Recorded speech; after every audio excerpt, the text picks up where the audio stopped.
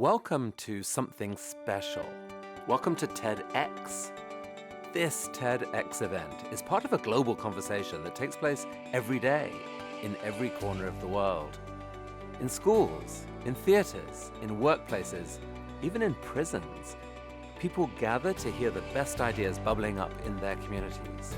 More than 3,000 TEDx events are held every year in 170 countries. It's a remarkable thing. TEDx events are self-organized under a license from TED, a non-profit organization devoted to discovering and sharing powerful ideas in the form of TED Talks.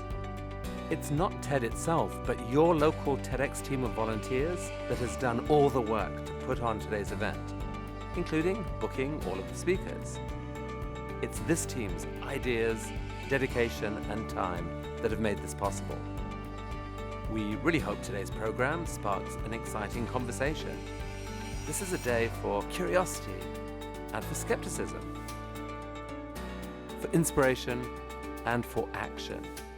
The more you enter into it, the more you will take out. And now, on with the show.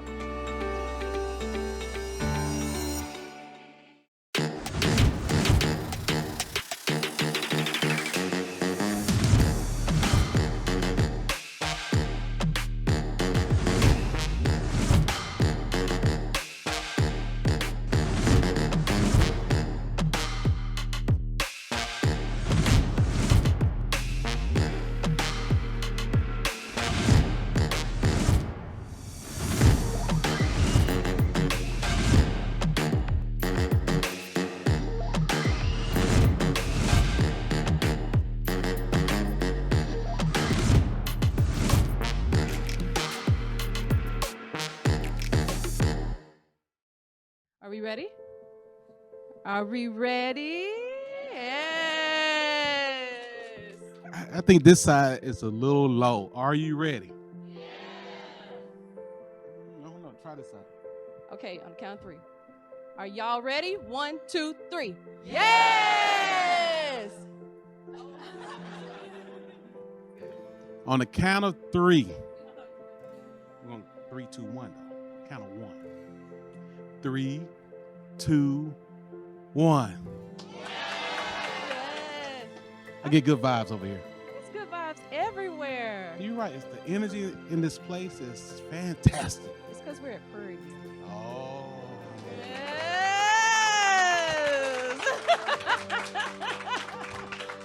For first comers, welcome to the Hill. Woo! So, as you might have received many emails, I am Chelsea Young, the Assistant Director of the Honors Program. I'm Dr. Moore, Dr. Quincy Moore. I serve as the Director of the Honors Program. And we have had the honor to hold 5 TedxPVAMUs.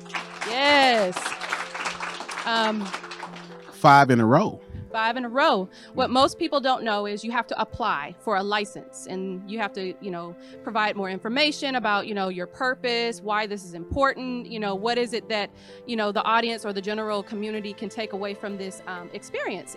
TED is a global platform for inspiration and education and so forth. And so for 5 years in a row, they have said that we are doing great things at Prairie View, and we were approved. And so the honors program, we do it. Yeah, we're like, it's like the championship. Yeah. I need 5 rings, 5 rings. That's nice. Ooh. So, how this usually works, everybody, is that we get together with a panel of outstanding individuals on this campus, and we come together and say, let's nominate some individuals, usually connected to Prairie View, preferably alumni.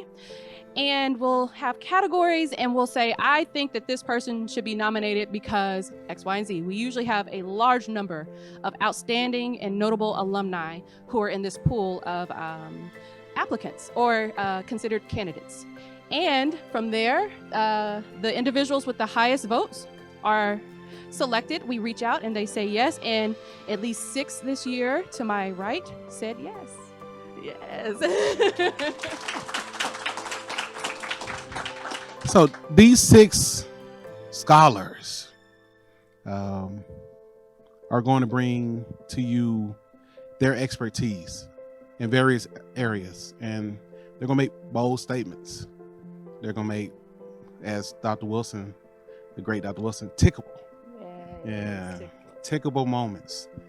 They're actually going to make impact tonight. So in your bags that you received, there are notebooks.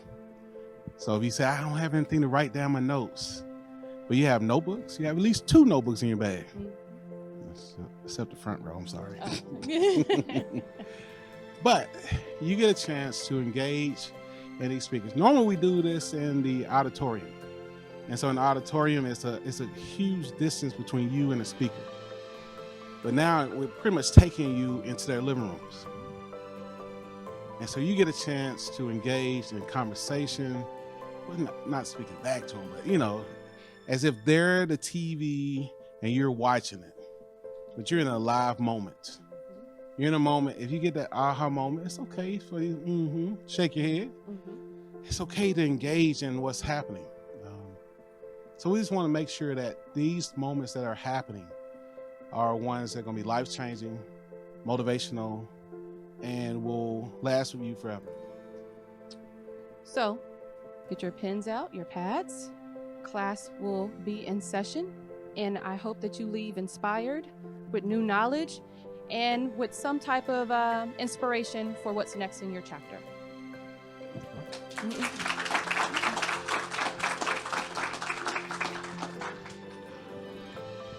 I finally get the stage to myself.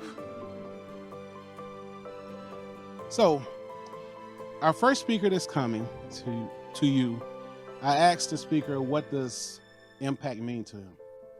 And he said one word: sustainability. Our next speaker is the author of Food Power Politics. He's been nominated for the James Beard Award, which recognizes innovation and excellence and achievement. He's no stranger to the Hill. Once served as Student Government Association president. And he has made his impact not only as a student, but now as a professor. Welcome to the stage, Dr. Bobby Smith II.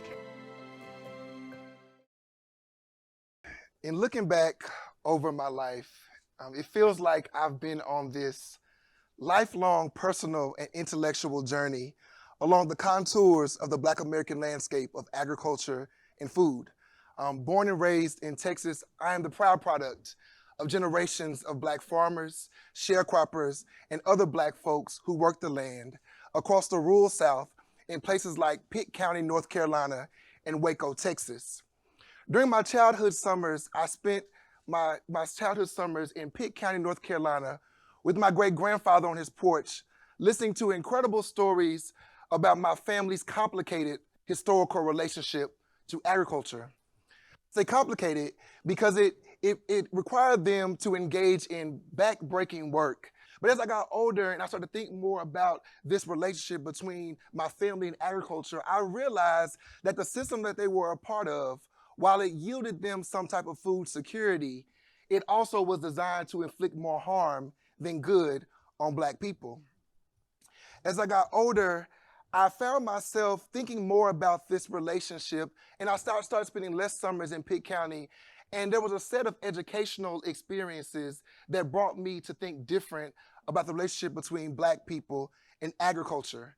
Those educational experiences started right here on the campus of Prairie View A&M University. As a high school student, I participated in what was called the Research Apprenticeship Program for Agricultural Sciences. As a sophomore and junior in high school, I was exposed to the science of agricultural production. Then as an undergraduate student right here at Prairie View, I studied agricultural economics, where I learned about the economics of agricultural systems. Then as a graduate student at Cornell University working on my PhD, I learned about the sociology of that agricultural system. So putting them in conversation together, the economics, the science, and the sociology, I started thinking differently about agriculture and Black people. In fact, as I thought more about this now as a professor and social scientist, I'm thinking differently about the relationship between Black people and agriculture. In my first book, Food, Power, Politics, the food story of the Mississippi Civil Rights Movement, I think about this relationship, but I don't think about this relationship as a way to understand my family or as a way to understand the past. I think about this also as a way to contribute what a number of activists in what we call the food justice movement call Black food futures. By definition, Black food futures refers to this time that doesn't exist yet, but it also existed in the past, playing with time and space. It's a time where Black people have the full autonomy and capacity to decide when, where, and how they access food, creating their own ways of knowing and being through food systems. While this seems like a lofty goal to many people, and some people may be impossible, it also raises the question, how can we work collectively to build a world for Black food futures to exist? In my own research, I grappled with this question, but in the time that we have today, I want to offer an answer to this question. But my answer to this question takes the form of a multi-dimensional idea. But first is I have to look into the mind of Mr. Alvin Ailey, one of the most important Black choreographers in American history, to work out this idea. So I want to think out loud with you all with Mr. Alvin Ailey. As one of the most important Black choreographers, he believed by definition what choreography was. It was a sequence and coordination of movements in dance.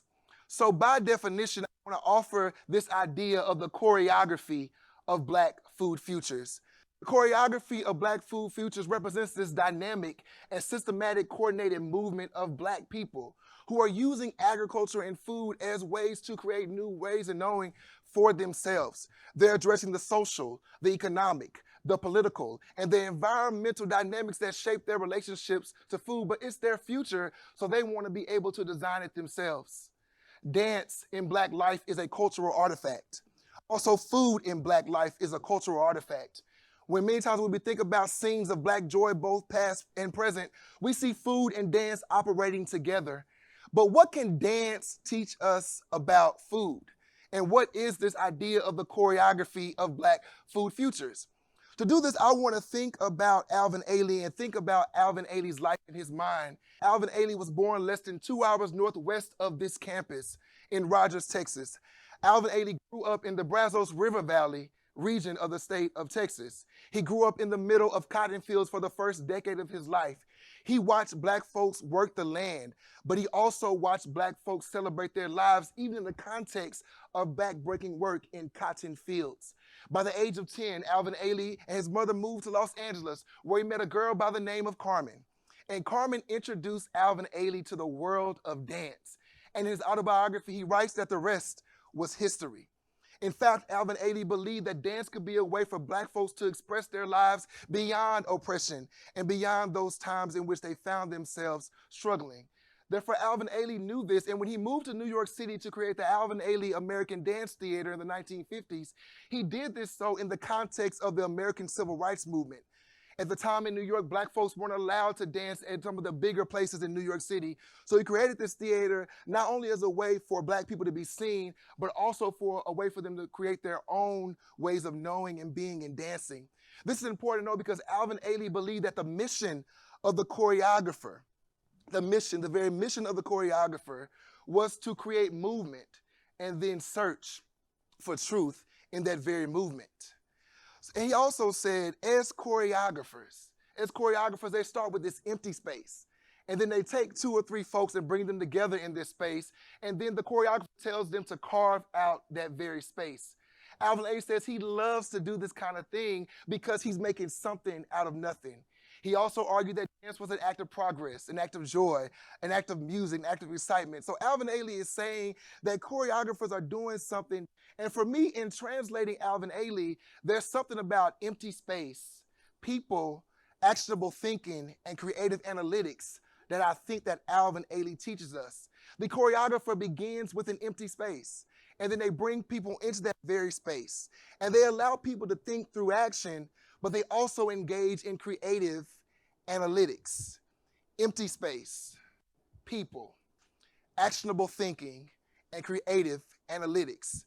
Alvin Ailey says first that we began with an empty space. So those of us who want to engage in building Black food futures, we first begin with the empty space. But this empty space is not necessarily empty. In fact, it represents infinite and endless possibilities where Black folks can think innovatively about their futures in the past and the present. But in order to do this, we have to first put Black people at the center of this particular future. We have to create this human-centered design where Black people can decide how to access food. To some people in this room, it may seem mundane to think about accessing food. But to folks who've always struggled or had some type of different relationship with food, there's a need for them to exercise autonomy and agency in producing that particular kind of food and deciding the kind of food that they want. But once you have that empty space and you bring Black folks into that space, you want those in that space who are the most vulnerable, those who understand intimately what food insecurity is. Food insecurity is not just some rate. It's not just some number. It is a very intimate feeling that people have to deal with every day, and Black folks deal with high rates of those in their communities. But we need the empty space, we need the people, but we also need actionable thinking. Actionable thinking understands the collective situation of a people and translates that situation into direct action. Action that allows the people to think in real time, understanding what's going on at that very moment. So you have the empty space, you have the people, and you have the actionable thinking. But what's so important about this actionable thinking is that when you think about those who are at the center of this particular context, you also have to think about the ways in which these people have been denied access to food. They've been denied access to life-giving, immune-boosting food. So we need to give them food that can allow their bodies to be able to fight against diet-related illnesses or illnesses that are linked to diets, like diabetes, kidney disease, hypertension, high blood pressure, and heart disease. I say those things because many of us in this room are familiar with those diseases, whether it's in your family, whether you have it, or it's in your community. And these kind of diseases have been doing a lot in our communities. So how do we create actions or actionable thinking to get ahead of that? But then we also need creative analytics. Creative analytics allow us a space to think differently about what we're doing in Black food futures. Creative analytics allows us to use imagination as a way to engineer brighter Black food futures. Creative analytics allows us to use current and historical data. And we merge that with this idea of imagination because Black food futures is all about imagining a world where Black people can do what they want to do in the context of food. And for that purpose, I call that the choreography of Black food futures, and that Black folks have to work in sync. Black folks have to work in coordinated movement to ensure that they have Black food futures that are bright for them. But what's important about Black food futures is that it's also designed to help all people. So those who are working at this very moment in places like Jackson, Mississippi, in places like the Yazoo, Mississippi Delta region of Mississippi, places like Arkansas, Pitt County, North Carolina, Waco, Texas, Tallahassee, Florida, they're thinking about Black food futures, but they're also thinking about futures, brighter futures for all, futures that will be sustainable and equitable. Thank you for listening. Every time I listen to Bobby Smith talk, I feel like I want to become a farmer. In all respect, is agriculture in the house? Okay, yes. Ag. But of course, as one of the many prominent powerhouses at Prairie View A&M University, agriculture is so multidimensional. Like I literally learn something new every day, especially with the history and politics.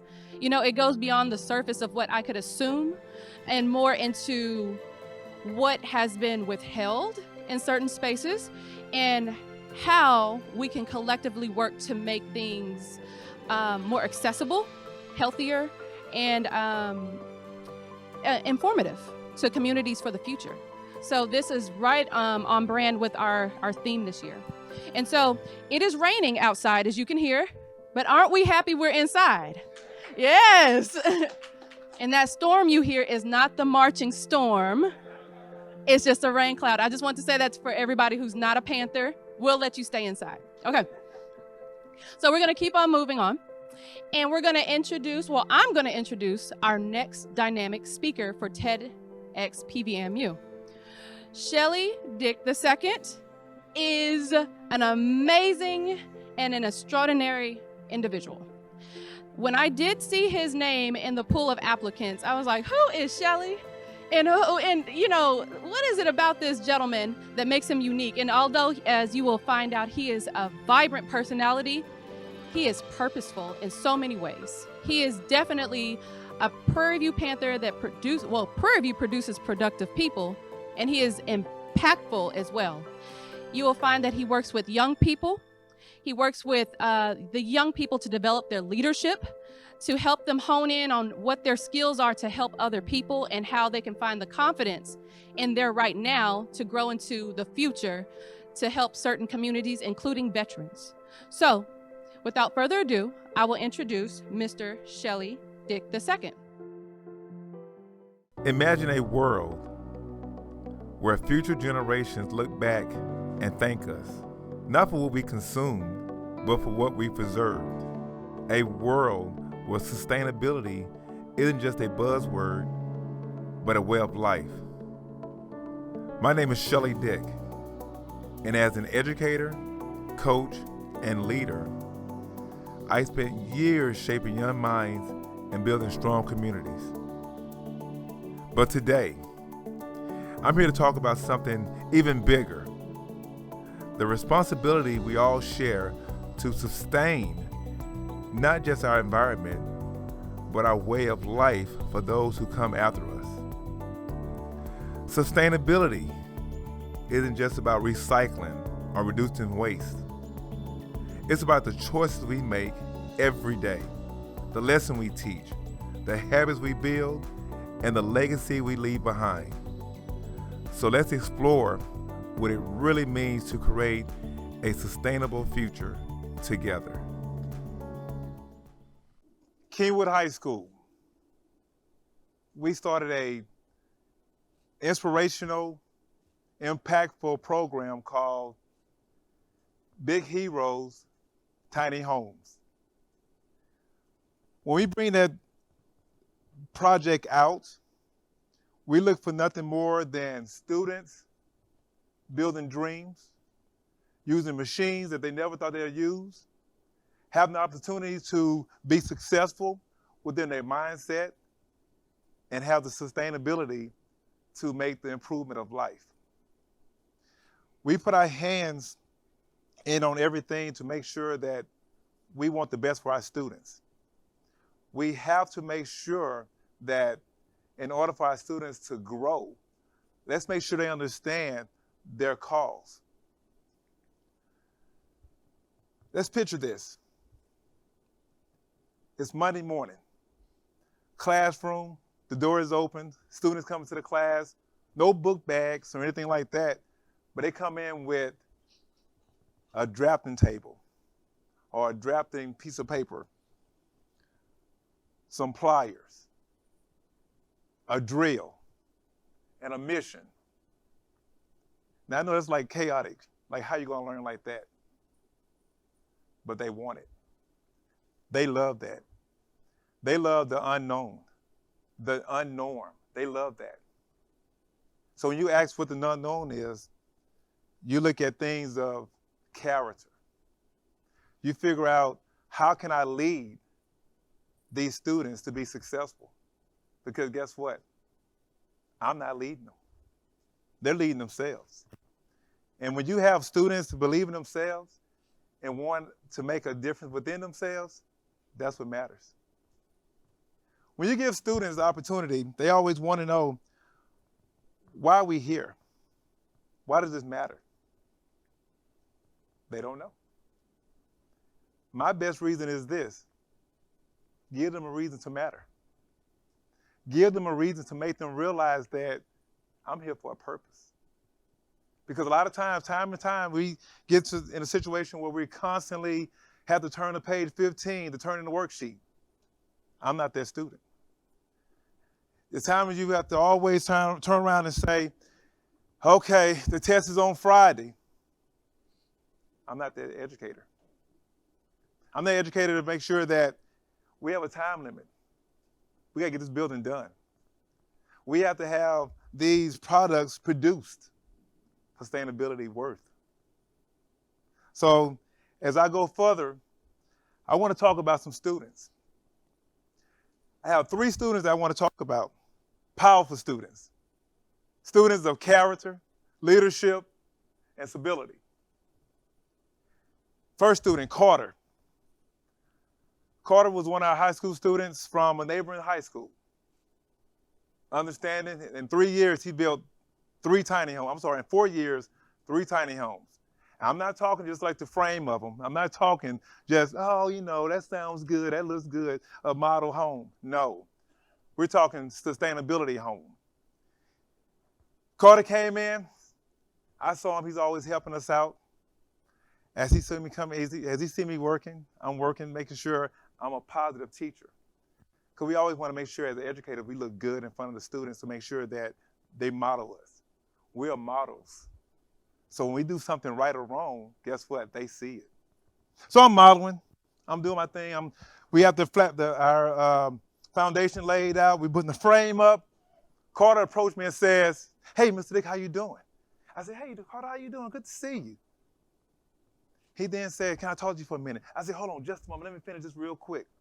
So I'm doing my door, putting the headers on the door. I'm saying, "Hey, guys, this is how you do this." A couple minutes went by. Carter reminded me, "Hey, Mr. Dick, I was just wondering, can I talk to you?" "Oh, that's right. I'm sorry. Hey, guys, finish that. Be safe. I'll read right back." Carter pulled me to the side. He walked me 15 yards from the house. I said, "Hey, Carter, what's going on? How you doing?" He looked at me, this young man, and said, "Stop. Stop working. You have to let your students work and experience problems.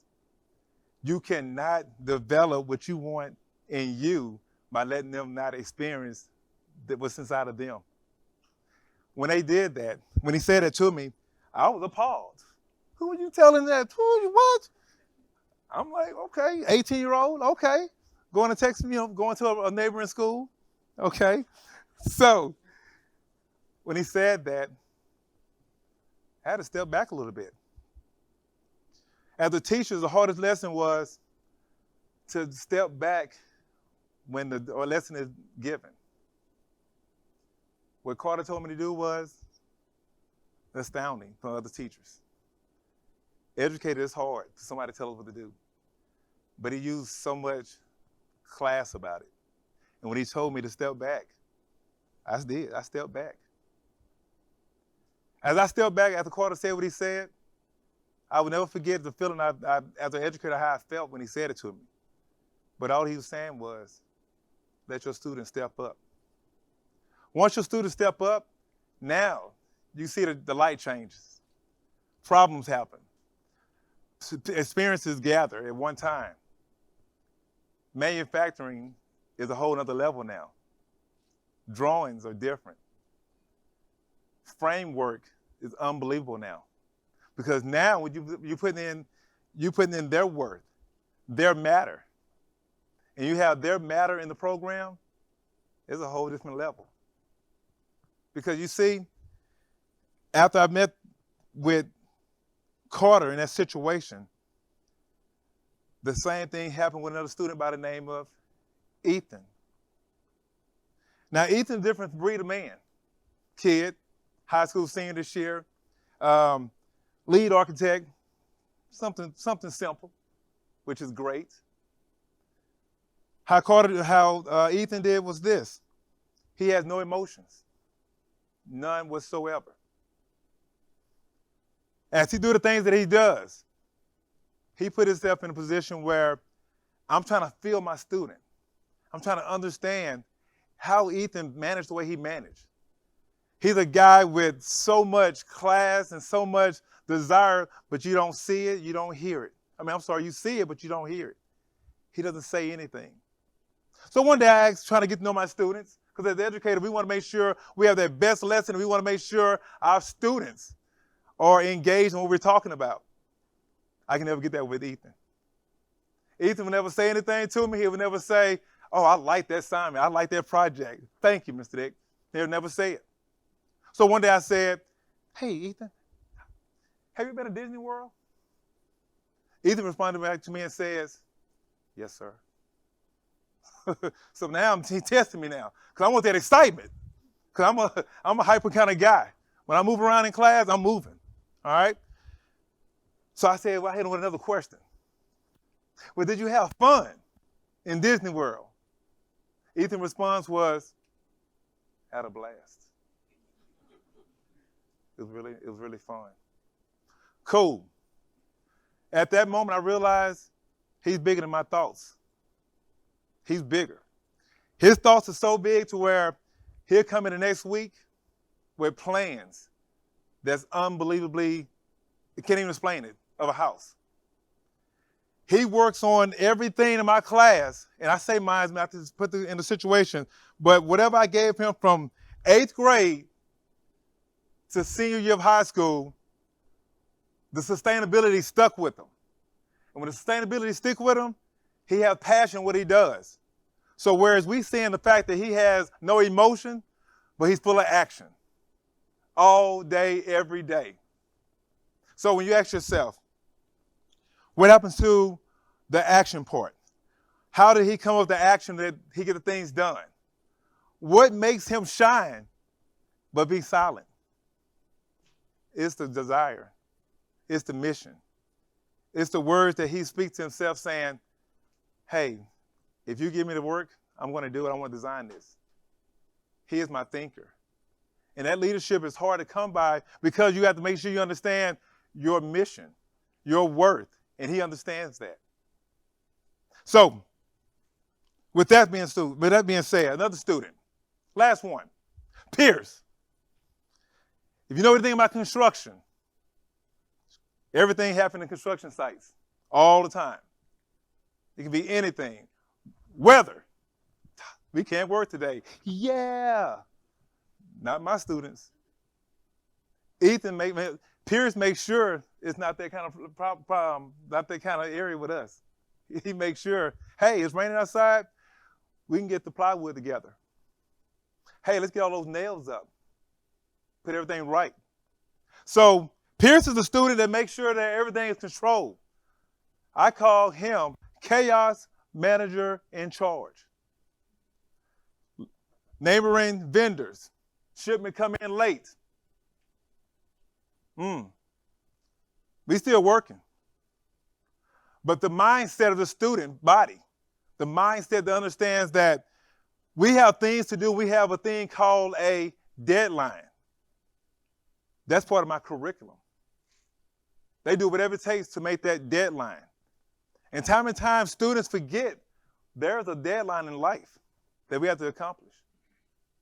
So let's make sure as a teacher, the educator, we have to gravitate all those learnings, leadership styles, leadership abilities, and put it all together.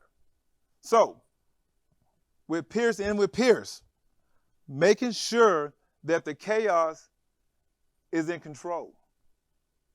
We have to make sure we take those students and we find a bond with them. When you put those students together, you have Carter. And I bring it all together with that, a teacher.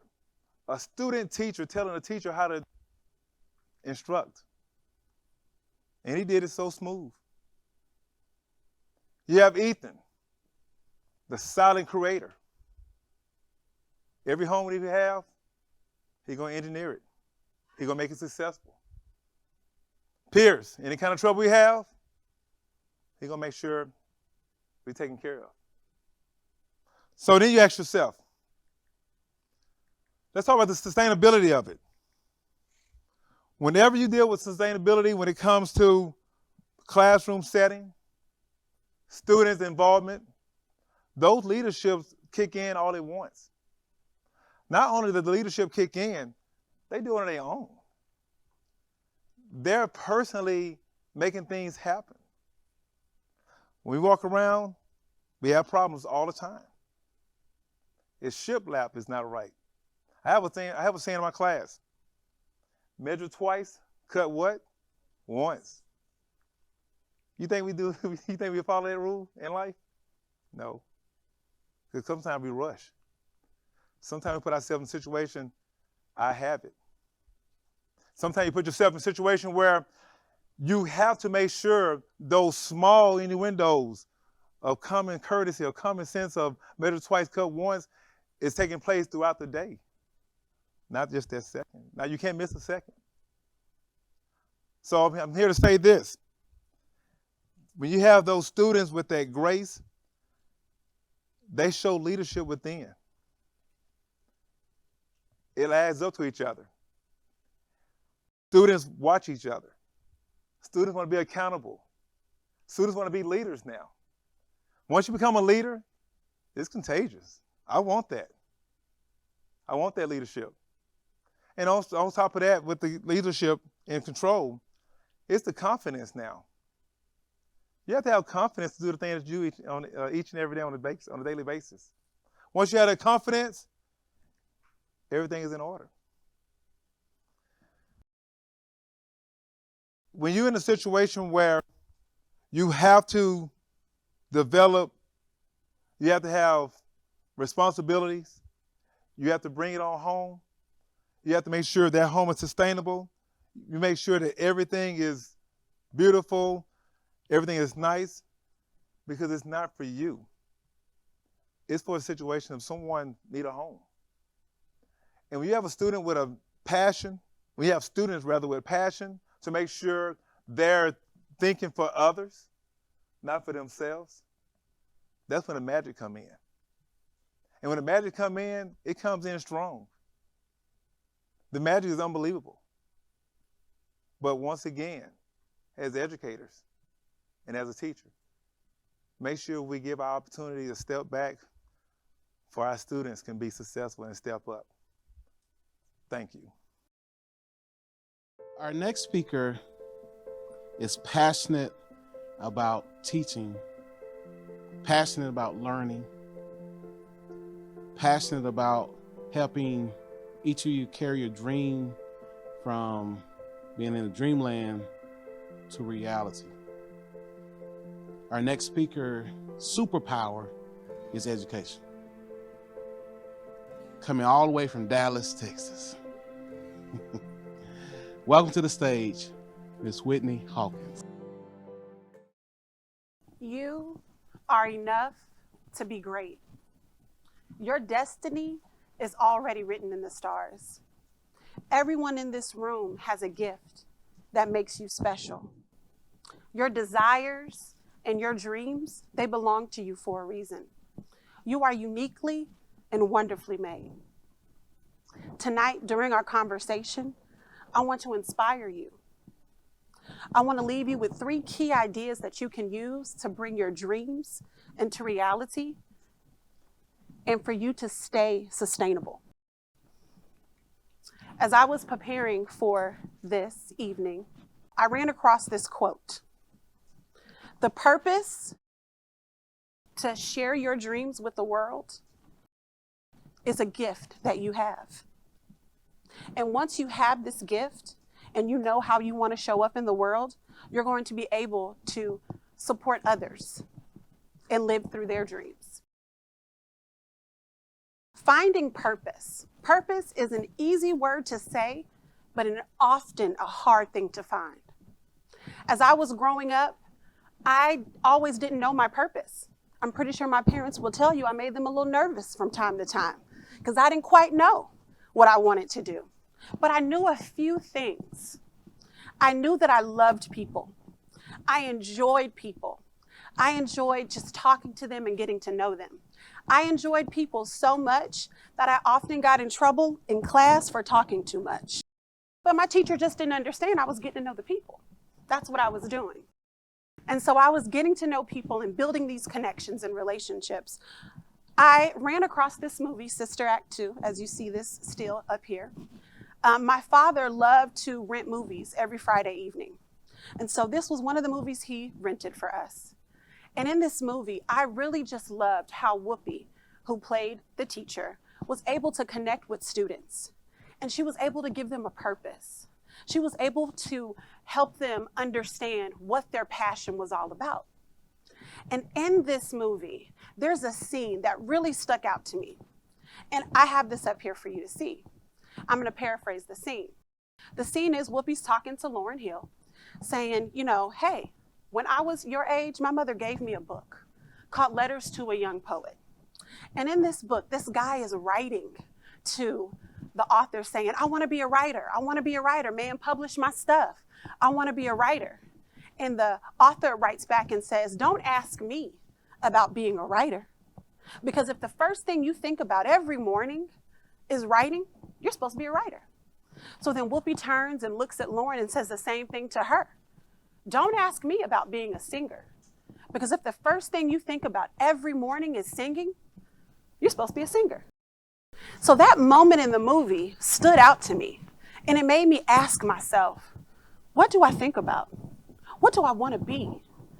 Where am I going? And so as I'm going to ask you guys the same question, give you a minute to think about it, because I'm a teacher, so you know I got to give that moment. What is it that you think about? What inspires you? What is your inner voice saying to you over and over again? What is that thought that won't leave you alone? And once you know what that thought is, that's what you're supposed to be doing. That's your purpose. For me, it was education. I love being an educator. When I wake up every morning, the first thing I think about, how can I make a school better? How can I make a principal better? How can I make teachers better? How can I connect with students? Because that is what sits with me. That's what my purpose is. So in finding that purpose, it gives you freedom. So as we keep moving on, I want to leave these 3 key ideas with you to maintain your passion. Because I've been in education for almost 16 years. And to stay sustainable, you have to be able to connect. The first key is add value to humanity. It is our job and our duty to make this world a better place. How are you caring for others? When I walk into a building, I get very excited when principals look at me and they're like, yes, she's here. Because they know I care for them and I'm going to connect with them. And whatever that problem is, I'm going to help them move it forward. Also, how are you adding value to humanity? It is our goal to leave a legacy of love, to make sure that we are pouring into one another and creating safe spaces. So that's key 1. Key 2, lifelong learner. It's so important that you're always learning and moving forward. For me, I went back to school and obtained a master's degree in curriculum and instruction because it was so important for me to be at the front of change so that when I show up and I'm supporting teachers and students, that they know I'm taking my education seriously. And then researching new ideas. I believe firmly in college and career readiness. I believe in it so much that every summer I work with educators across America, working with teachers as young as pre-K to make sure that they're setting their students up for success. Key 3, cultivating joy. Joy is so important. You have to love what you do. Love it so much that you would do it for free. Yes, I did say free. Yes, I did, free. Because once you understand that and you connect with that and you love what you do so much, it doesn't feel like work anymore. You're actually walking in your purpose. I felt this joy back when I was in high school. I was in a class where we were able to leave school and go work with elementary students. So I was working with this elementary student and we were working on reading. I love reading. So I would walk in and he would grab his book bag, and at first I could tell he didn't like reading because as soon as he grabbed that book bag, he kind of looked at me like, really, lady, we about to do this? And I'm like, yes, we're about to do this. And so as he grabbed his book bag and we sat out in the hallway, I would read with him and he would read with me, and we would just have this back and forth. And at first he wasn't feeling it, but towards the end of the semester, he said, Miss Hawkins, I got something for you. I said, what you got for me? He said, I just want you to sit back. I just want you to hear something. I said, okay, I'm sit back, I'm listening. And he opened up his book and he began to read all on his own. And this young Black boy, just that alone gave him freedom for life, gave him everything he needed in that moment. And that gave me this feeling and joy that I became addicted to. I loved it so much. I went home and I found my mom. I said, Mama, I know what I want to do with my life. And she looked at me and she was like, finally. I was like, no, I really do. I know exactly what I want to do. I want to be a teacher. I want to be an educator. I want to inspire the youth. And that gave me so much joy. So now I'm leaving you with an assignment. These keys that I just gave you will assist you in creating and manifesting and maintaining greatness because you were born to do so. It is your gift, your right, and your responsibility to share it with the world. So before I leave you, I want you to repeat after me because I'm a teacher, so you know I'm gonna involve y'all. So you ready? We're gonna say, I am enough to be great. Thank you.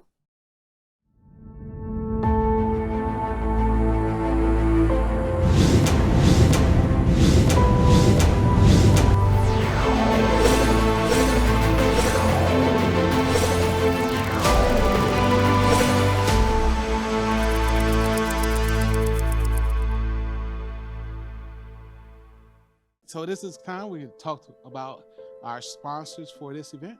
We have the Ruth J. Simmons Center for Race and Justice.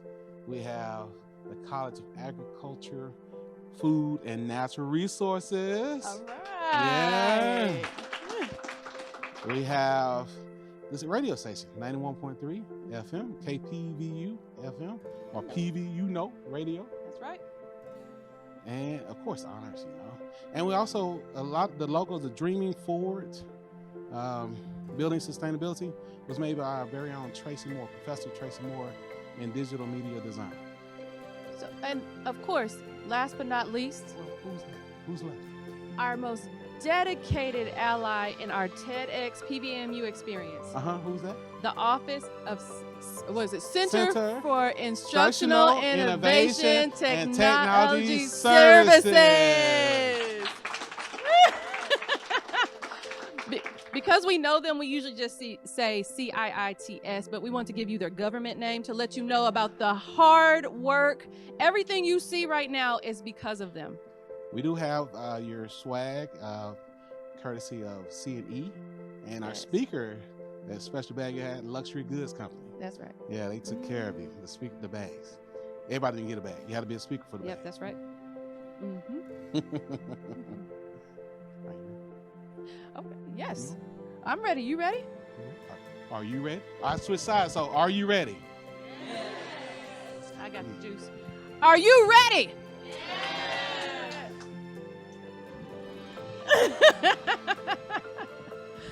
So, let's kick this off, guys.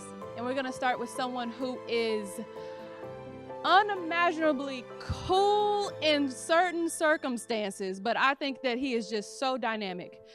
Jeremy Peaches is an agricultural strategist, environmental visionary, and the CEO of Fresh Life Organic, and he is also a musician, as I have just learned 48 hours ago. I think the coolest thing about Jeremy Peaches is that he is a farmer that makes farming look so trendy. At first I'm like, okay, is it the boots? Everybody's trying to do like the Cowboy Carter, which the tour starts very soon. And I was like, okay, what is it? But the way that he uses his skills, his talents for farming, and then taking that to be purposeful to his community, to giving groceries, to informing others, to making space, to finding, land and saying, okay, let me, cultivate this into something even greater for those who might need it. And as I have just learned, he won a congressional award for his great work in the community. That is amazing, especially with farming. So after hearing from him, you're going to want to be a farmer too. And so without further ado, Mr. Jeremy Peaches. Wake up. All right. What is the future that we're building? Is it one where humanity thrives in harmony in nature, or is it one of depletion and destruction? We all share this planet, from what we eat to how we interact, the nature we live in, how we shape the world. But today, more than ever, we're faced with the challenge of reconciling human progress with the pressing need to safeguard the environment. This is where sustainability comes in. Today, I want to explore how sustainability in context of farming is crucial for both the future of agriculture and the well-being of humanity. And I want to approach this in a way that encourages open dialogue for you to share with others without bias, but with focus on facts and solutions. My oldest thought of sustainability came from my grandfather. He had 11 kids. He was a sharecropper, built 1-acre garden, sustained 3 jobs. But his oldest saying, even though I never met him, that everybody would say he was used is, you gotta use what you have to get where you have to go. But when you talk about my life and where I come from, I'm from a place called Greenville, Mississippi in the Delta, birthplace of the blues, where those same individuals that was making these songs was working in the fields. Nothing about living in the rural area is just by chance. Everything has to do with sustainability and humanity. Surviving in a small town, you have to make things work. You can't just catch an Uber on an old back dirt road. But leaving there, coming to a big city, my mom, a single parent, most of the things that we had to deal with and we had to live with were sustainable teachings. But growing up, I never knew or I thought about all these stories from the farm, or even to have a last name Peaches will make an impact on my daily life. Even for me making music, can you picture beats and rhymes, talking about being a farmer, being on a tractor? But even the businesses that I run, from being a CEO of a grocery store, or wearing clothes like this, the places I shop. But I got this from my culture, my family culture, from agriculture. But growing up, small little things that we would say and that we would do, like the faith of a mustard seed, even mothers, sisters, and aunts, going to the grocery store, touching food, analyzing it. We never knew that shopping local and in all these places was what we needed at the moment, and it was our life, our culture, our sustainability. But understanding sustainability, sometimes we use this for everything. It's just a key word. But it's just about not just about trees and carbon emissions. It's about economic practices, social equality, the preservation of our cultural heritage. It's a holistic approach that recognizes the interconnectedness of all aspects of life. So sustainability means meeting our needs without compromising the ability of our future generations to meet theirs. It's about finding a balance where human progress doesn't just destroy the environment, but rather works in partnerships with it. For thousands of years, farming has been at the center of civilization. It has provided food, clothing, and fuel. In fact, every aspect of our daily life is tied to the land.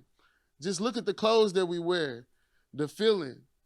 It goes right back to our culture, but it goes right back to the land. It's the art of human survival. But we have a huge, huge problem going on in the world. They say by 2030, we have to feed 9 billion people. It's already 2025. We're 5 years away. But we're faced with the challenge of feeding more people with fewer resources. At the same time, we have more people moving into urban areas. So how do we meet this need? We have to look at new ways to grow, new innovative ways to be able to feed these people. Maybe aquaponics, hydroponics, rooftop farming, or even thinking about the things that's going on these days with genetically modified meats. It may not work for you, but these are new ways. But urbanization is something that we really have to deal with. We have to find more non-biased approaches to these solutions. Sustainable farming isn't a one-size-fits-all solution. You might stay in the city, you might stay in a rural area, but we have to involve integrating diverse practices like crop rotation, precision agriculture, technologies to minimize waste and resources and increase productivity. Innovative ways like offering possibilities in these technologies can be implemented responsibly. Let's consider the environment and our social way. Different ways to grow, like agri-hoods. Can you picture growing food right where you stay in your background? Most of the food that we eat and consume are fruits. They have to be transported from large areas, places like our bananas from South America, different lettuces and things from California. We have to cut down on our carbon emissions by growing the fruit where we are and things like agri-hoods. But let's be for real. Using regenerative agriculture isn't just the ways and our means. We have to change our principles. We have to not only restore soil health, but increase biodiversity and carbon sequestration. It's about rebuilding the ecosystem that we live in from the ground up. Now, one of the biggest things that we deal with is thinking just because you make more money or less money than the individual, we have to live a certain type of way, that organics is expensive. But as consumers, we have the power to drive change, choosing sustainably sourced products. We have to shop more ethically with brands. These small actions can take a big part collectively to make a big impact.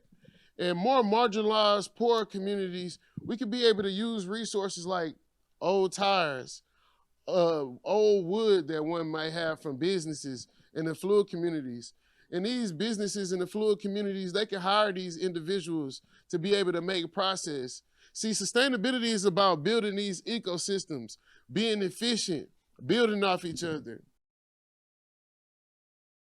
Farmers have to find new ways to be able to grow.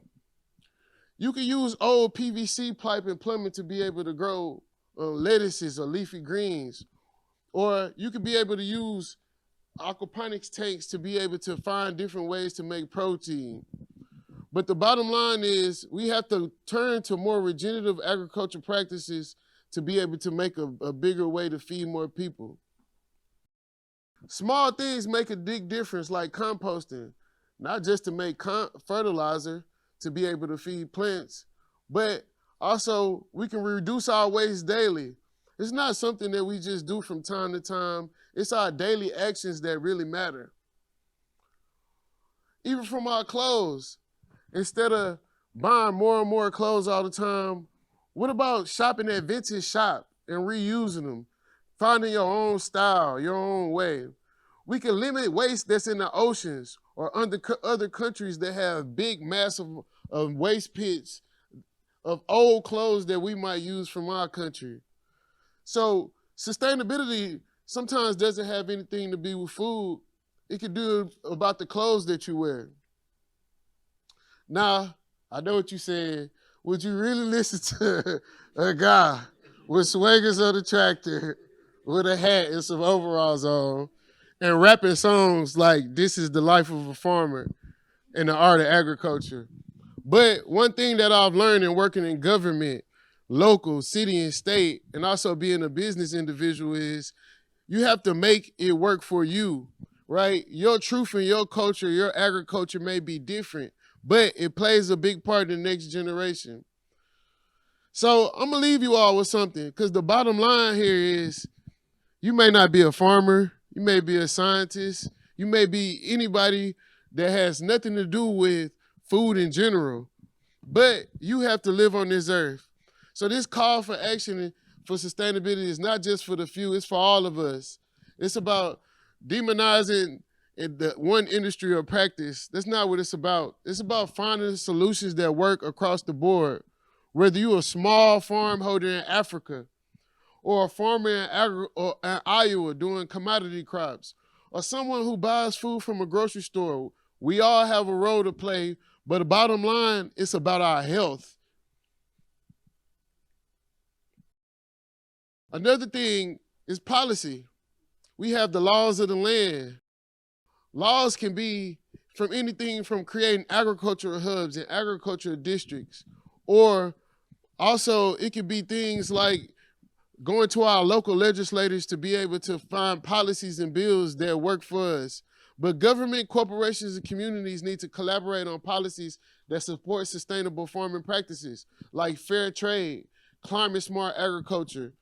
The role of policy is crucial to incentivizing agricultural practices and creating a level playing field for all. How would you feel if you got paid to live sustainably? Would that work? Now, something special happens in the world every 10 years. World leaders from all over the country or these countries get together and they make a list of the sustainable world goals. Now, 4 out of these 17 sustainable world goals would have to do with food. But you also have things on there like water resources, equality for individuals, no poverty. The life topics in these goals, the choice that we make echoes for generations. Sustainability is not an abstract concept. It's necessary and attainable reality. We can build a world where farming nourishes both the land and its people, but it requires commitment, innovation, and cooperation. Stronger together, fresher together. Today, together we can grow a future that sustains both humanity and Earth. So I'm leaving with you to sow the seed for today, but also plant a tree for the future, a greener, a fairer future, and a more sustainable tomorrow. So I want to invite you all to think critically about the choices you make. Make every day Earth Day, not just for yourself, but for generations that will inherit this planet that we all lived on. Let's choose sustainability not as a trend, but as a fundamental way of life. Thank you all, I appreciate you. But I want to leave you with a quote from my favorite individual, Mr. Frederick Douglass, as he says, "No pain, no progression." Thank you. Our next speaker we'll bring to the stage is an expert in global sustainability. He's a professor, a Regents professor here at Prairie View A&M University of water security and water energy, the food nexus. So he brings a lot of expertise, and we look forward to hearing from Dr. Ali Ferris.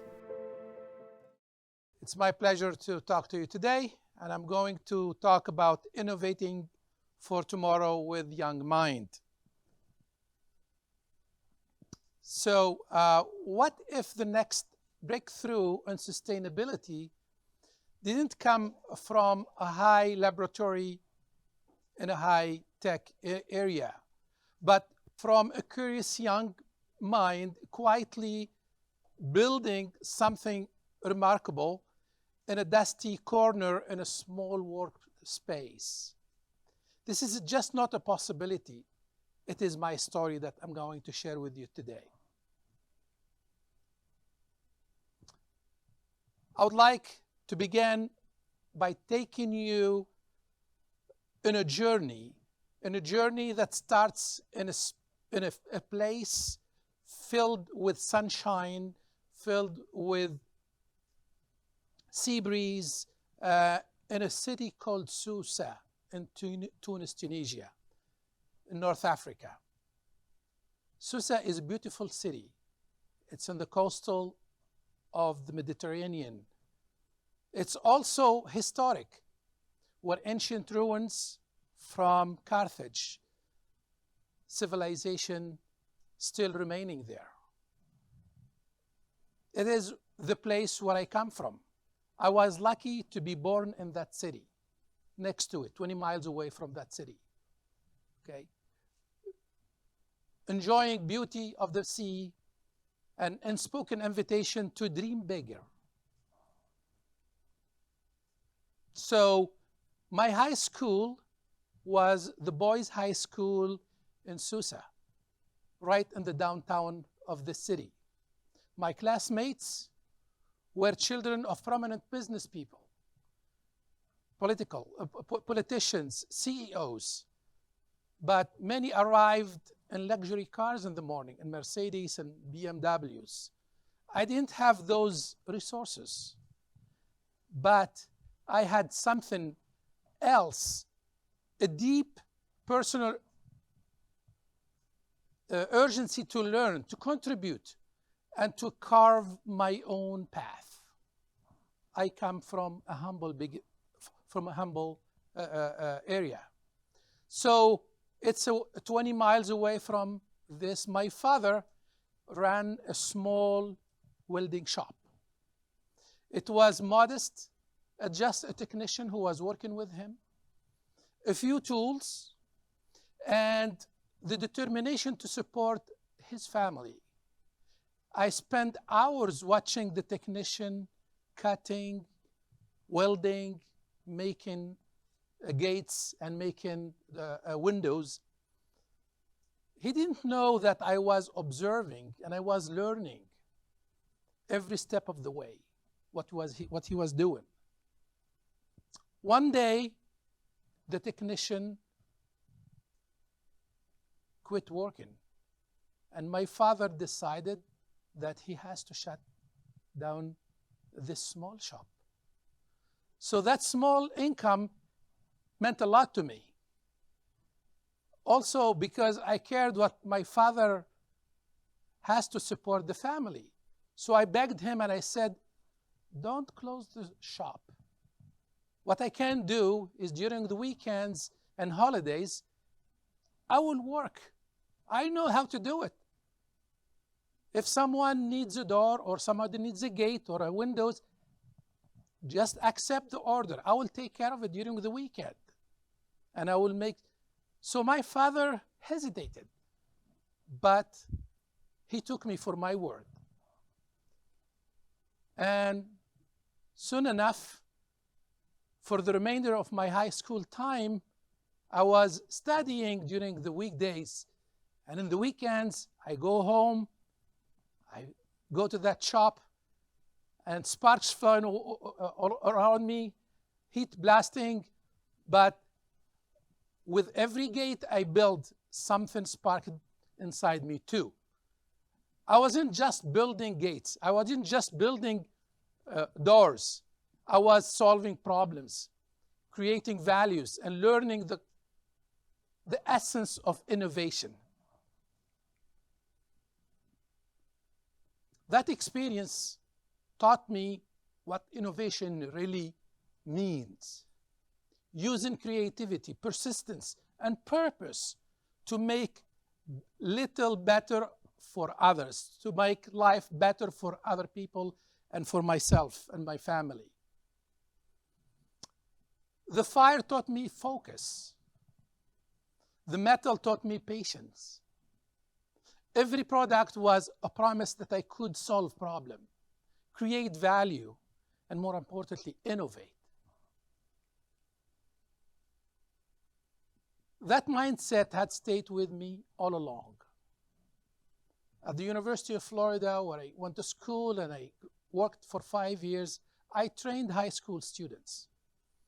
In South Australia, when I went to work with a private company, I was training college interns, testing soil moisture sensors. It took me also in Hawaii, where I was faculty there at the University of Hawaii, where I trained undergraduate and graduate students. Their ideas about sustainability, they produced products like videos and essays that won national prizes. I still remember the performance of David, one of our pre-law school students, who was taking my honors hydrology course that I taught.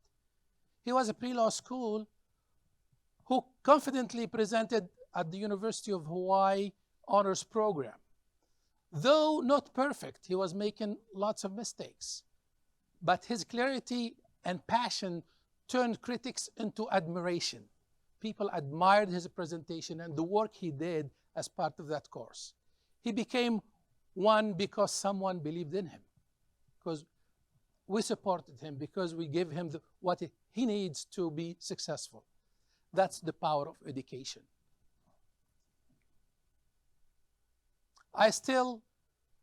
So fast forward 12 years ago, since 12 years ago, I came here to TedxPVAMU University a proud land-grant institution, I've worked to keep the spark alive. One of our proudest efforts is a 7-year summer program with Texas A&M University, where we trained over 70 undergraduate students during the summer for 5 weeks, spent between Prairie View and College Station. They were solving real problems, which is how to dispose safely wastewater, on-site wastewater treatments, which resonates a lot with limited resources farmers and producers and people who live in rural areas. Students learned how to take harmful product, wastewater, and make of that treated and either dispose of it safely or use it for irrigation, use it to produce food. So they presented their work at national meetings. Students earned certificates because of that. Some of them even changed major and said that this is an area they weren't even talking about wastewater or hydrology or water resources. All walked away transformed. Innovation must be nurtured. And that begins with education. Not just textbooks learning, but learning that sparks imagination, empathy, and purpose. Sustainability isn't just about science. It's about ethics, culture, storytelling, and more importantly, community. When we combine STEM education with arts, humanities, we create new ways of solving problems and understanding. Students must learn not just to analyze data, but also to tell compelling stories, change minds, and build policies, as my previous speaker mentioned. That's how we raise not just engineers or scientists, but change makers. But learning alone isn't enough. Students need to test and launch their ideas. That means mentorship, space to experiment, and yes, space to fail. Because every setback is a step closer to breakthrough. Programs like Protect Downtown or the Climate Reality projects show us what's possible when young people are empowered. For those of you who don't know about these projects, the first project is a science-based roadmap for reversing global climate, how to tackle global climate through regenerative farming. They have about 100 projects part of that project. Climate Reality, also founded by Al Gore, which trains regular citizens into becoming expert in climate change. And through our own programs here at Prairie View A&M University, classroom became launch pads for leadership and for innovation. These aren't just educational training. They are a platform for real change. And with initiatives like our summer program I talked to you about, we were taking that idea globally. We are building a model where young people and young minds lead, collaborate, and co-create a sustainable and resilient world. Now, we are facing on urgent issues: climate change, pollution, water scarcity, also stress on energy and food systems. We need more than ideas. We need people. We need leaders. We need them now. At PVAMU, we are not just teaching. We are preparing a new generation of problem solvers. We are training students domestic and a national, also pursuing a MS degree in natural resource environmental science, nutrition, among others. And soon, we will train PhD students in food, energy, water, sustainability in the College of Agriculture and Food Science, in the College of Agriculture, Natural and Food Science.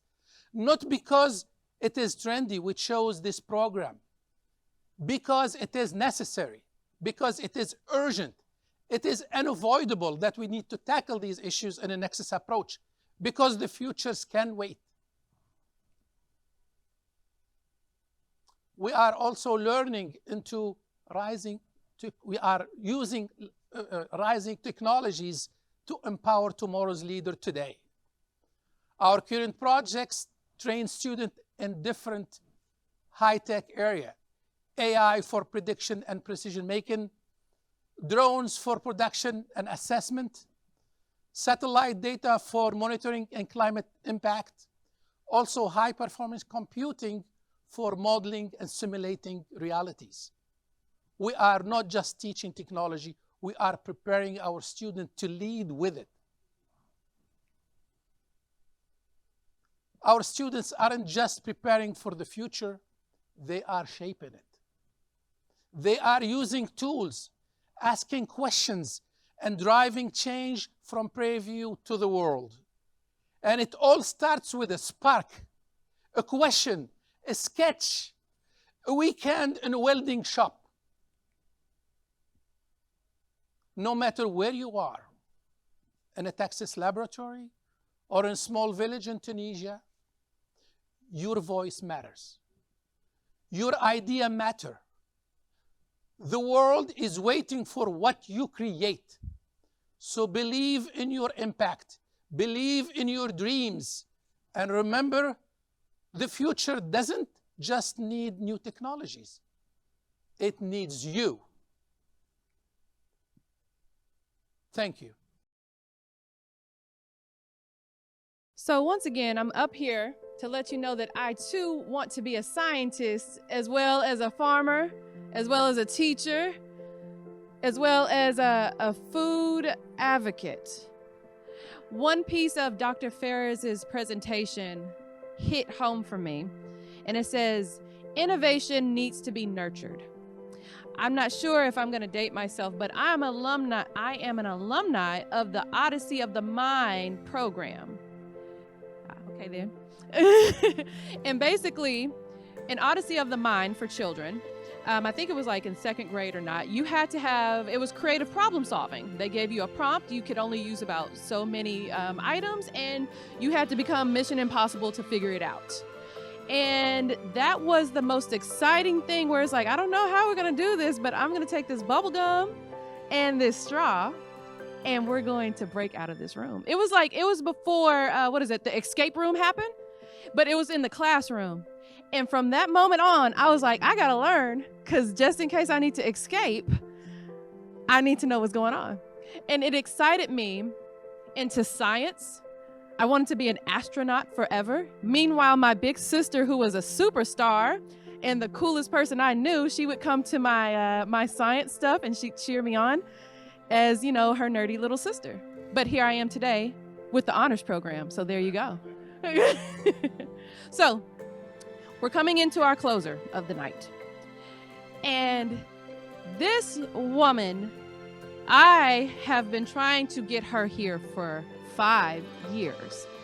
Mind you, we've had TEDx for 5 years. I am inspired by everything that she does, and I will say willingly, a fan. I even sent her a DM. I was like, I wrote a poem. Would you look over it for me? She didn't charge me. She said, I think you are a good writer. I said, thank you. I don't know if she meant it, but it kept me going on. And I wrote something and I shared it with people that I cared about. But as we have gone through agriculture, as we've gone through the classroom, as we've gone through science and innovation with water, we're going to now go into someone who is not only just a writer, she is a teacher, she is an educator, an author, and a visionary. Her life work centers around helping others in their personal truth and their journey into evolving into their freedom. Her most recent works has been made around the collective of love on Sundays, the last day of the week for rest, and what happens as you have culminated everything from the week into something good. Her latest book, Sundays Plus Other Musings, is available now. But please, in the meantime, open your ears, lean in, and get out your notebooks for Miss Brandy Freely. Imagine you're carrying a suitcase. It's heavy, and you've been lugging it for miles and miles and miles. Inside this suitcase are shoulds, woulds, coulds, borrowed truths, most of which aren't even yours. Now, imagine you set the suitcase down and you walk away without it. That is what unbecoming feels like. And that is where freedom lives. Becoming is beautiful, right? I know so well, but I know what so well unbecoming feels like. I have set down plenty of suitcases in my life, suitcases that I carried because I thought I should.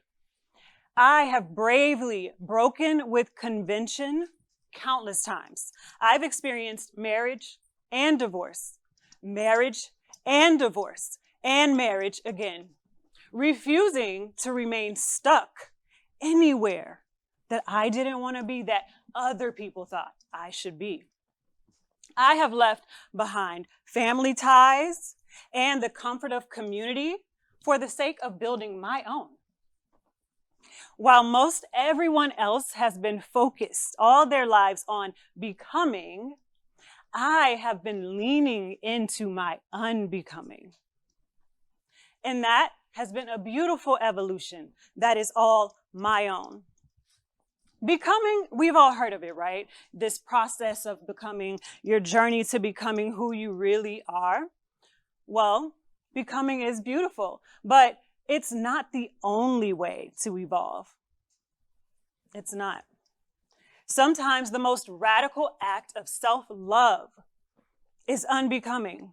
Unbecoming the version of you that was shaped by external frameworks and influences of other people's idea of good. On this journey of unbecoming, I wouldn't say I've blown up my life a lot, but rather I have unraveled everyone else's truths about how life should go, their vision of what was good. I unraveled it all thread by thread until my own truths emerged. And listen, when I learned how to identify my truths, that set me free. For real. Free for real and free for good. What do you know? What do you really know about freedom? If I took a poll, which I want to do, how many of you know your own personal truths for real? Come on. Okay. Thanks for being honest. And then how many of you would say that you're really free?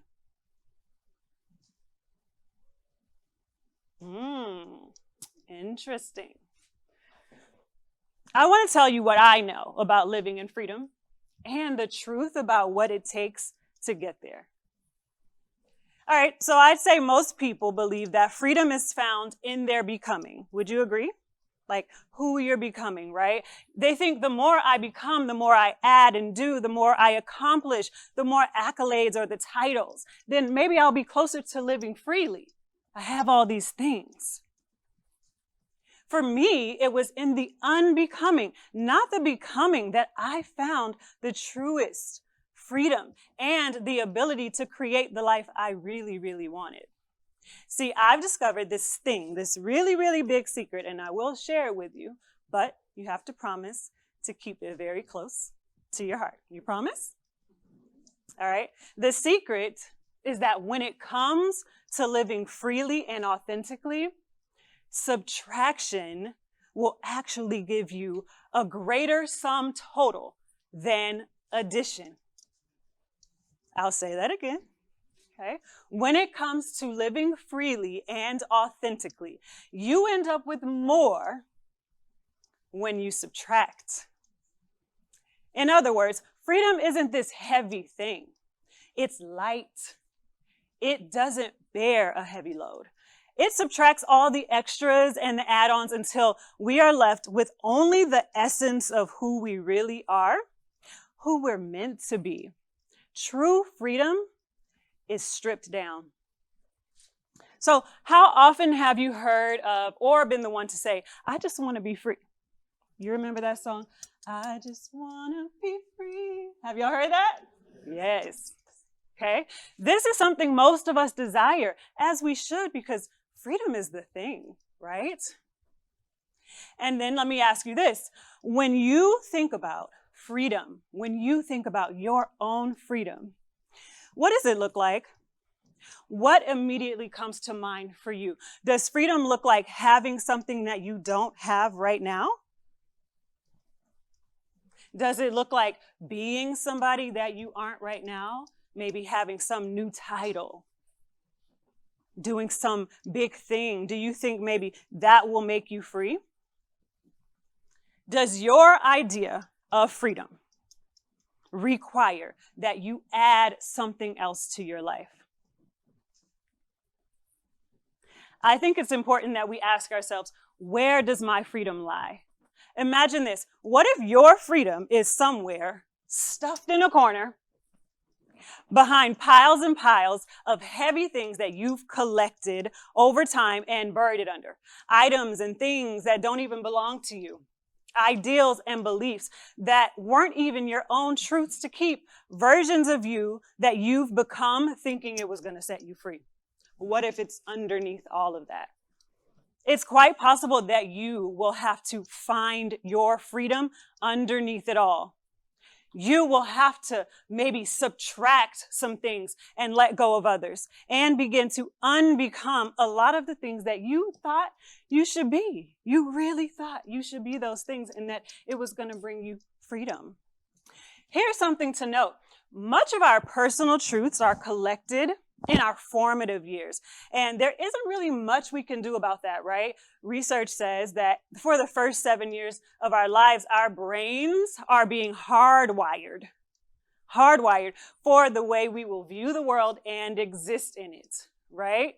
So then many of the things that we feel so right about in life, about our lives and our worldviews and our decisions and our biases and our convictions, we were wired to adopt and believe.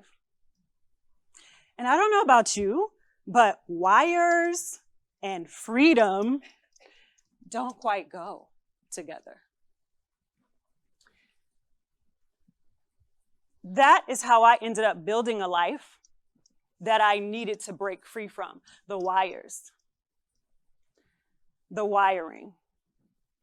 I did build my life on a solid foundation. I grew up in a wonderful family, and I really tried to do what was right. I used the blueprint and the wiring I was given, like the good girl I was. Take a minute to ask yourself, what's in the suitcase I've been carrying around that doesn't belong to me? I found this to be an essential question when I'm doing the great work of my life, which is to inspire and spark people's curiosity about exploring their own personal evolution. Almost without exception, every conversation I have with somebody who wants to be free for real comes down to them breaking with the ideals they have collected from other people. They ultimately have to find a way and be willing to unbecome and rewire their brain. Why, you ask? Why are you telling us all this about unbecoming? I thought the whole idea was to become. I thought it was about our becoming. I'll tell you why. The longer we live within these predefined frameworks, the more disconnected we become from what could be possible in our life, our purpose, our creativity, and our authenticity. The problem is that we don't realize we're stuck until something happens to cause us to want to break free. This is a big work. You understand? Not only to break free, but to even recognize that you need to. It's wild to think about, really, but we really do take other people's truths around with us everywhere we go, allowing it to inform our decisions and how we live our lives. Do you agree? From our parents to our peers and society as a whole, everyone seems to know how everything should go. And the more I talk to people, the more I realize none of us are too sure about too much. We're all winging life to a certain extent, and really, maybe the full extent. It depends on how you like to roll. If I ask you to do a self-audit right now, how many of your personal truths, really think about it. How many of them really are your own versus someone else's? Perhaps they are your mother's truths, and she passed them down carefully to you because she loves you. Or maybe you have kept an untruth that someone gave to you. Maybe somebody told you about what you couldn't be, and you kept that truth, and you adopted it as your own, and you've kept it with your collection. We collect all sorts of truths and ideals, and they ultimately make us heavy. I think you would agree that it's hard to be free when you're weighed down. Usually the people I'm mentoring are struggling with the conflicts and contradictions of a life they so desperately want to be clear about and be sure about. It's usually, Brandy, here's what I desire, but I don't know how to have it. I honestly don't even believe I can have it. And oftentimes when we get down to the root of what they're saying, I'm not sure I should have this thing I desire because based on the voices in my head and all the things that I've collected, these truths, it feels so wrong. And Brandy, what if I really am wrong about it all? Essentially, what so many people have said to me is this: the life I really want for myself doesn't fit within the wiring of my predefined frameworks. It isn't really anything at all like the truths I've collected about life, and freedom really feels unattainable. And to them, or if what I just said also describes you, I offer this, the unbecoming method.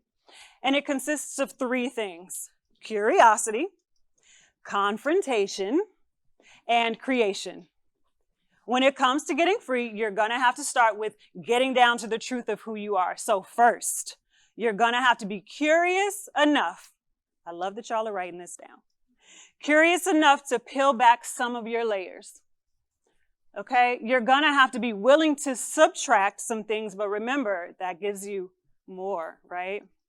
You're going to have to unbecome some things and ask some hard questions about who you really are. So 1, be curious. 2, confrontation. Okay, so you're going to have to confront that truth. And I will tell you, this is the thing that keeps most people stuck. Because nobody wants to confront something, right? And honestly, the truth sometimes can hurt, but it does set you free. Okay, so confrontation. And then number 3, once you're curious about your life enough and willing and courageous enough to confront the truth, then you can create, and that's number 3, create the life you really want. Your freedom is waiting for you to uncover it.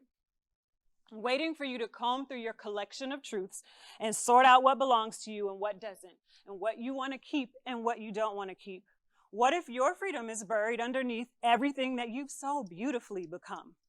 All the things you've done right. You've done it all right. You've checked all the boxes. You became everything you said you were going to become. You followed all the unwritten rules, and you built your life according to the blueprint. But then somehow you still feel stuck. What if the freest version of yourself is on the other side of your unbecoming, not your becoming? We're leaving that to the side tonight. but you're unbecoming. Because it's true, we're always on this journey of, to who we really are. That's one of the great privileges of being alive and growing older. We get to become more and more of ourselves. And it seems to me that the longer I'm blessed to be on this adventure called life, the more I can see that the real me is only found underneath it all, only found when I subtract all the add-ons, and only found when my identity does not lie in external frameworks. Quick story. I met a lady a couple of weeks ago. Within 5 minutes of meeting her, she told me she was reconsidering it all. She had built a successful life as a wife, a mother, and she was a corporate powerhouse. Now her children were grown, she was divorced, and she had had a traumatic exit from corporate America. She had this glow, though, sitting there. I can't explain it, but as she sat there, curious about her own life and what all it could still be, with all the things that once were the sum of her life simultaneously subtracted from her, she looked free. Even facing the unknown, I asked her what she was thinking about doing next, and she said, with a smile on her face, "I don't know." But she loved the fact that she didn't know. For once in her life, she didn't know. She was beautiful, sitting there in her unbecoming. The glow was coming from within, and it was so bright because the layers that once covered it all were being peeled away. This is what I want you to leave with. You are doing a beautiful job. I know you are. You're doing a beautiful job becoming. And it's inspiring. You've put in the work, and the rewards have made it all worth it. I'm sure everybody is really, really proud of you. But for the sake of getting free, or maybe even becoming freer, if that's something you desire, which I think it is, please consider this idea of unbecoming. Consider the unbecoming method: curiosity, confrontation, creation. I want you to know that you are free. You really are free to create the life you want. You're free to recreate your life as many times as is necessary for you. You're free to change your mind. You are free to unbecome everything and anything that you want to be. You are free. Say that with me. I am free. I am free. And that is the truth. Thank you. We really appreciate each of you. Yes. Thank you for giving us your time and your ears to these amazing speakers. Let's give them another round of applause. I would like to ask all our speakers to come to the front, if y'all don't mind. Stretch your legs out a little bit. Oh, no. Not 20 no more. Okay.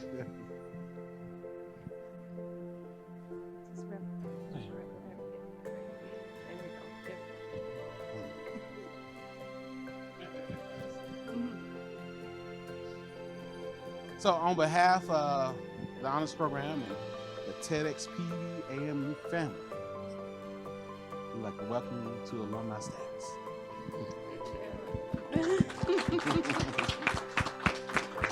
We would also like to give you something to remember tonight about. Can my volunteers come forth? My volunteers? Noah.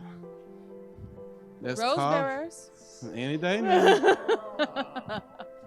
So who do we have? Jeremy Peaches, Mr. Peaches. Yes. Dr. Ferris. Dr. Smith there. Yeah. Oh. Mr. Shelley, we're on the end. I thought we was in order for a moment. Okay, we're on this end, Brandy. Yes, yes, yes. Oh, picture time. So, alumni status to the PVAMU TEDx community.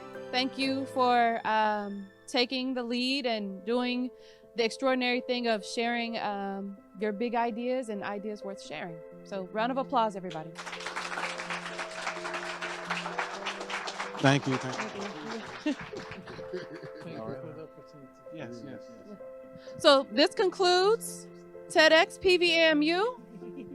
We thank you all so much for being with us today, being our guests. Any photos that you took, please hashtag TedxPVAMU 25. And the step and repeats are up, photographs. Now there is time to take pictures, not all night, but every time. We'll remove the bean bag so you can have picture time. And yeah, we will apply for a license again. All right. Yeah. And so we look forward to seeing you again. There will be different honors events. Actually, this fall, we're going to do the first ever Mr. and Miss Honors Program pageant. Wow. Ooh. Yeah, so we're planning that. I think we have 5 vying for the Miss Honors and 2 for Mr. Honors. Yes. Yeah, so that's the next big event coming up soon. Mm-hmm. All right. Well, with that being said, thank you all. Have a good evening. Drive home safely. Thank you.